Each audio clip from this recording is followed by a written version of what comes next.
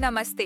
भविष्य के वित्तीय गुरुओं और स्प्रेडशीट समुराई ईपी के कैपिटल के यूट्यूब चैनल पर आपका फिर से स्वागत है, जहां हम डिविडेंड से डर और फंडामेंटल्स से फालतू का तनाव निकालते हैं। मैं हूं आपका होस्ट, आपका डिजिटल फाइनेंशियल दोस्त, और आज हम सीधे गोता लगा रहे हैं इंडसइंड बैंक की आकर्षक और कभी-कभी थोड़ी मुश्किल दुनिया में। सबसे पहली बात, इंडसइंड बैंक है कौन? खैर, ये बाजार में कोई नए खिलाड़ी नहीं है। 1994 में स्थापित यह भारत के नई पीढ़ी के निजी क्षेत्र के बैंकों में से एक है। इन्हें आप बड़े पारंपरिक बैंकिंग परिवार में उस थोड़े ज्यादा कूल और मॉडर्न चचेरे भाई की तरह समझ सकते हैं। और इस जहाज को कौन चला रहा है? हिंदुजा ग्रुप। जी हाँ, वही हिंदुजा ग्रुप, एक वैश्विक समूह जिनके हित ऑटोमोटिव से लेकर तेल और रसायन तक फैले हुए हैं। और अब ऐसा लगता है कि वे यह भी सुनिश्चित कर रहे हैं कि आपका पैसा वहां अकेला न पड़ा रहे। उनका एक शानदार इतिहास रहा है और किसी भी अच्छी पारिवारिक कहानी की तरह इसमें भी उतार चढ़ाव आए हैं, लेकिन वे इंडसइंड के पीछे एक मजबूत ताकत बने रहे हैं। अब उस हिस्से पर आते हैं जो हर फाइनेंस प्रेमी का दिल धड़काने लगता है, नंबर्स। हम 10 साल के वित्तीय विश्लेषण की बात कर रहे हैं, तो अपने काल्पनिक आवर्धक लेंस मैग्नीफाइंग ग्लासेस निकाल लीजिए। उनके रेवेन्यू ग्रोथ को देखें तो यह काफी लगातार चढ़ाई रही है। हमेशा चांद तक जाने वाला रॉकेट शिप तो नहीं, लेकिन एक स्थिर चढ़ाई जरूर रही है। मुनाफे ने भी आमतौर पर इसी रास्ते का पालन किया है, जो देखना हमेशा अच्छा लगता है। जब तक कि आप एक टैक्स कलेक्टर न हो, तब तो यह देखना और भी अच्छा लगता है। कर्ज का स्तर एक बैंक के लिए कर्ज थोड़ा ऑक्सीजन जैसा होता है, जीवित रहने के लिए जरूरी, लेकिन बहुत ज्यादा समस्याग्रस्त हो सकता है। वे इसे नियंत्रण में रखने में कामयाब रहे हैं, जो एक उचित प्रबंधन को दर्शाता है, और इसे अब मदद भेजो वाली स्थिति में नहीं जाने दिया। और प्रॉफिटेबिलिटी मार्जिन, इसे ऐसे समझें कि वे अपने हर रुपए से कितना ज्यादा कमाते हैं। उन्होंने अच्छे मार्जिन बनाए रखे हैं, जिससे यह साबित होता है कि वे सिर्फ मनोरंजन के लिए पैसा इधर उधर नहीं कर रहे हैं, वे सच में अच्छा खासा पैसा बना रहे हैं।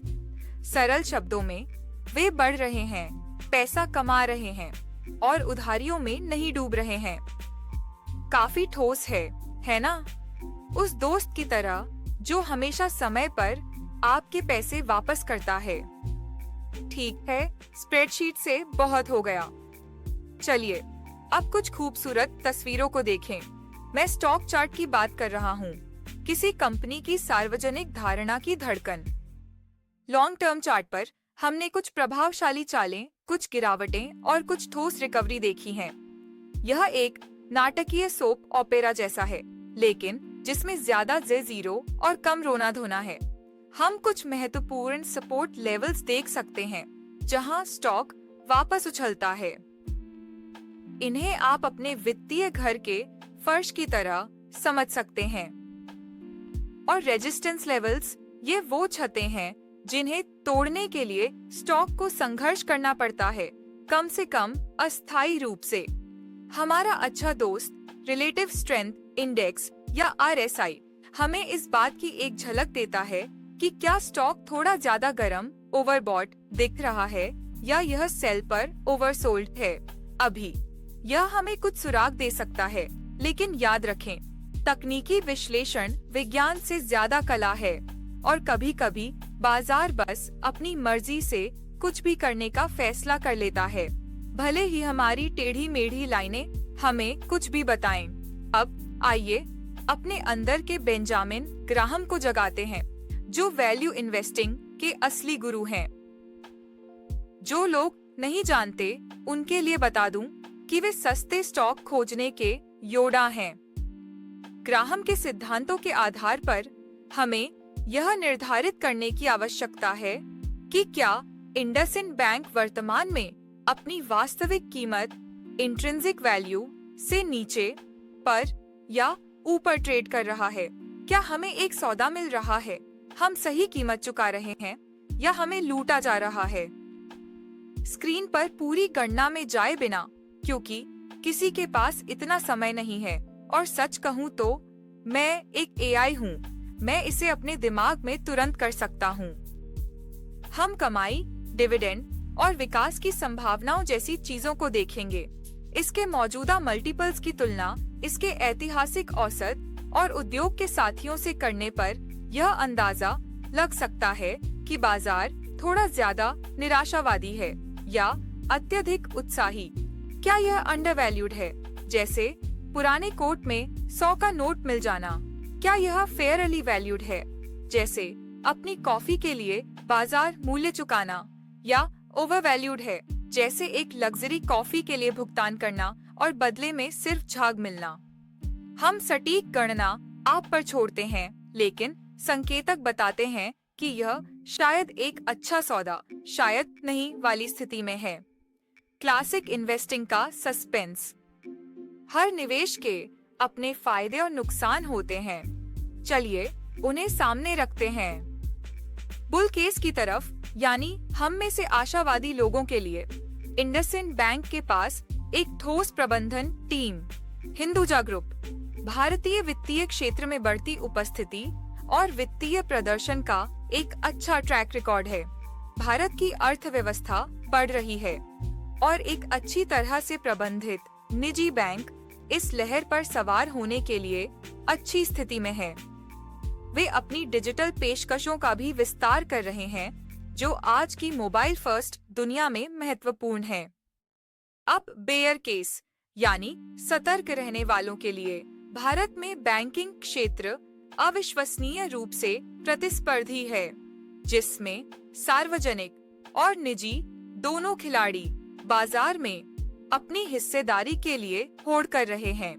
संपत्ति की गुणवत्ता को लेकर हमेशा चिंताएं बनी रहती हैं, खासकर संभावित गैर निष्पादित संपत्ति एनपीए को लेकर। अगर अर्थव्यवस्था में कोई झटका लगता है, नियामक परिवर्तन भी लाभप्रदता को प्रभावित कर सकते हैं, और बैंकिंग दुनिया में एक नए घोटाले के हमेशा मौजूद खतरे को न भूलें।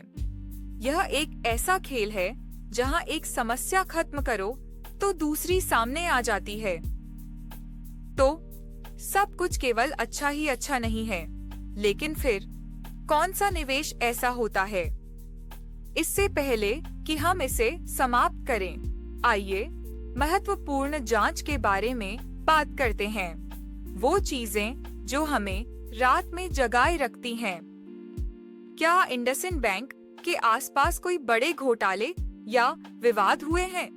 शुक्र है, कोई बड़े धरती हिला देने वाले घोटाले नहीं हुए हैं जो निवेशकों को भागने पर मजबूर कर दें। कुछ अन्य बैंकों के विपरीत, जिनका हम उल्लेख कर सकते हैं, लेकिन नहीं करेंगे क्योंकि हम तटस्थ हैं। उनके हिस्से के छोटे मोटे विवाद रहे हैं, जैसा कि अधिकांश बड़े संगठनों के साथ होता है, लेकिन ऐसा कुछ भी नहीं है जो उनकी ईमानदारी या परिचालन स्थिरता पर मौलिक रूप से सवाल उठाए। वैश्विक स्तर पर वे कहाँ खड़े हैं? खैर, वे जेपी मॉर्गन या एचएसबीसी जैसा कोई वैश्विक दिग्गज नहीं है, लेकिन भारत के भीतर वे एक महत्वपूर्ण खिलाड़ी हैं। उनका ध्यान मुख्य रूप से घरेलू है, जो भारतीय बाजार की विशाल विकास क्षमता का लाभ उठा रहा है। तो यह उम्मीद न करें कि वे जल्द ही अंटार्कटिका में शाखाएं खोलेंगे, लेकिन वे अपने घरेलू मैदान में मजबूत हैं।